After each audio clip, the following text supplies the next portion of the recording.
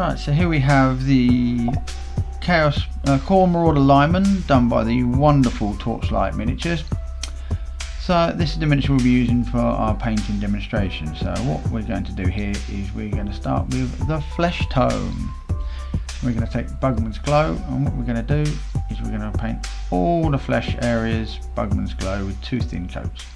I do apologise for the focus problems there. The good thing about this particular stage, working inside out, means we can go over whatever we like, and we can be as messy as we want for this first layer, because with all the other base coats we will be covering them over later on.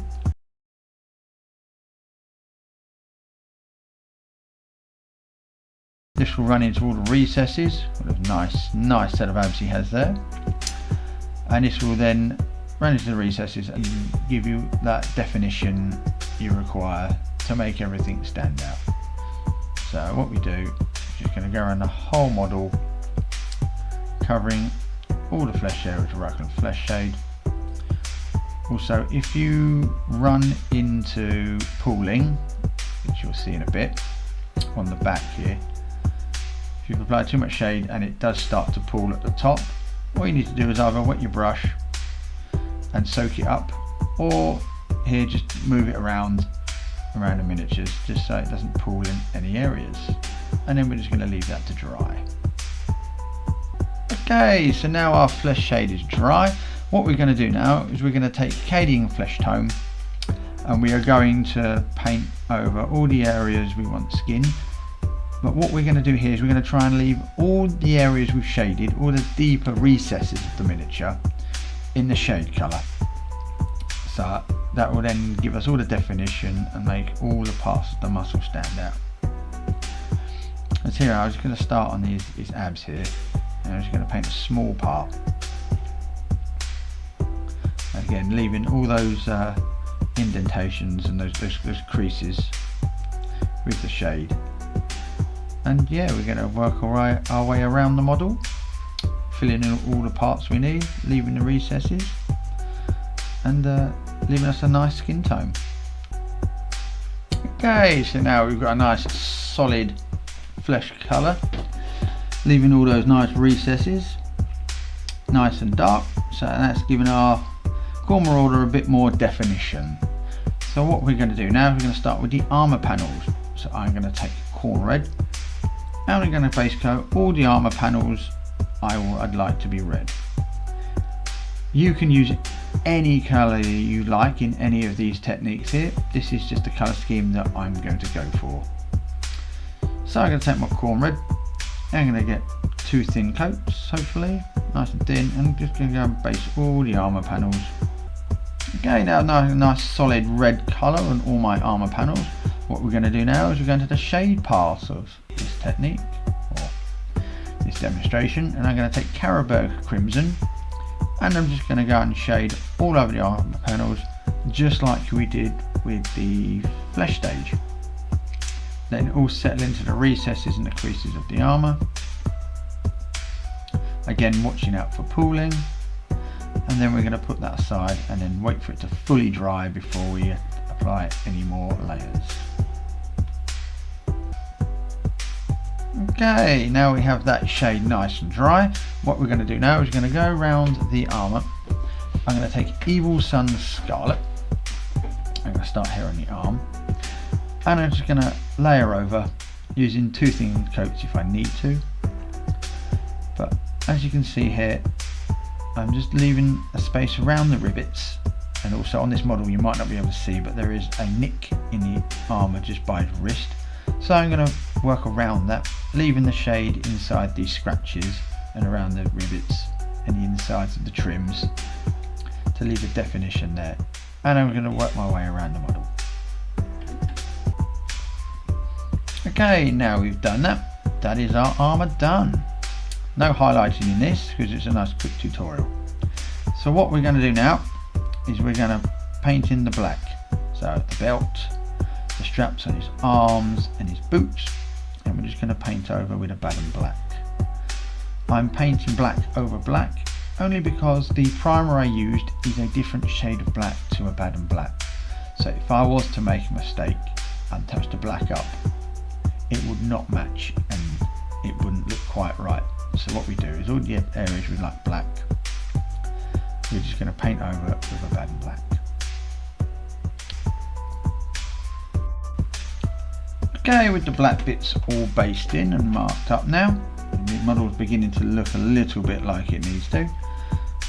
What we're going to do is we're just going to paint the fur trim around the top of the boots. So I'm going to take dry bark and give it a nice brown solid base coat. Working my way around. Again, at these stages, being very careful not to go onto the bits we've already painted.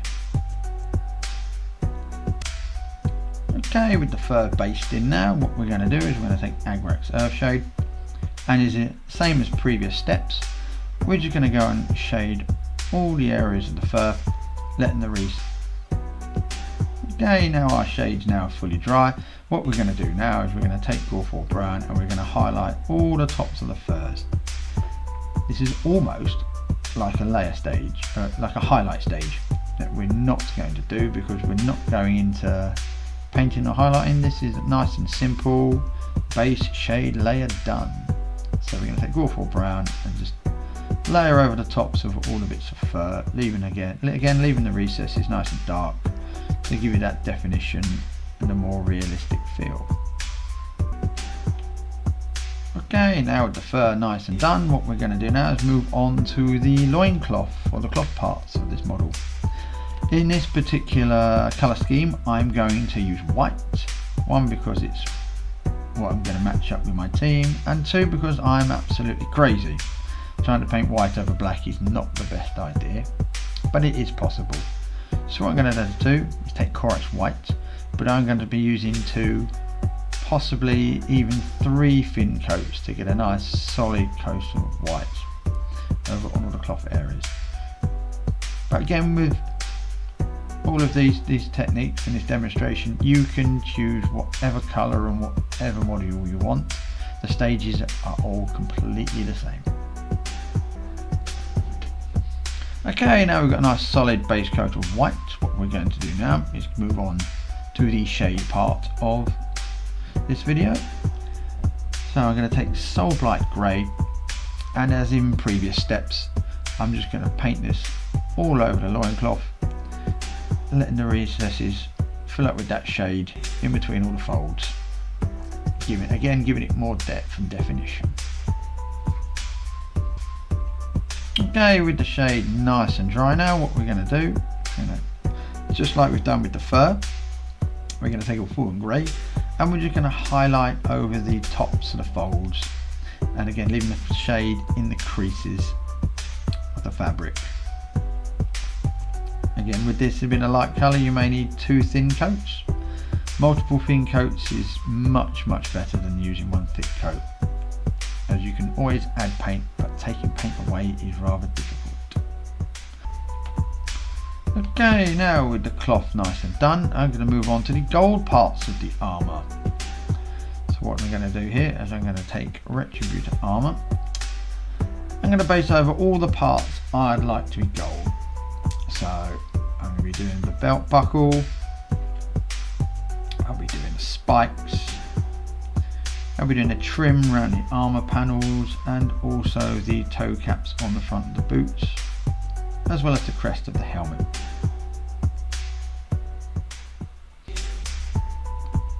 Okay, with the gold nicely blocked in now, what I'm going to do is take Agrax Earthshade, and I'm going to shade all over the gold areas. But with this stage, I'm going to leave it with the shade on. I'm not going to relayer with another bit of gold because that's the colour that I'm actually looking for. But if you do wish to brighten up the gold on your models or any metallics, exactly the same steps. Take a lighter colour and then just layer over the top, leaving the recesses dark. But for this particular tutorial, I'm just going to add the shade and leave it there. Okay, with that done, he's looking rather well. The last thing I'd like to do now is I'm just going to paint the horns on his helmet a nice bone colour. So I'm going to take the Zandri Dust and I'm just going to base over all the horns as we've been doing with our base colours and block them in with Zandri dust.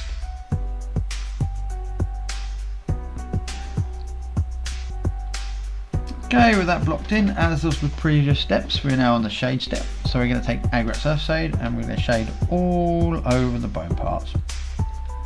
To speed up this painting process, if you wish, if you have multiple parts with the same wash, just go in, do all the base colours you need, and then wash them all individually with the shade in one go, and then go and layer them, rather than doing them all individually like I've done here. So with the gold and the fur and the bone, they all need Agrax Earthshade. You could have just based all three of those in with their main colours and then shaded them all at the same time. Okay, with the shade now dry, what I'm going to do is I'm going to take the Shabti bone, and what I'm going to try and do here is at the base of the horns, I'm going to try and draw thin lines coming out to try and give a natural growth look of the bone coming from the helmet. You don't have to, but that's just a technique I'm going to try here. And then I'm just going to block in the rest as usual. So here at the top, I'm just going to try and paint in a few thin lines, leaving it dark at the base and then lighter at the top. And that's it. That is our completed Core Marauder lineman. Ready to hit the tabletop and hope to hit the battlefield.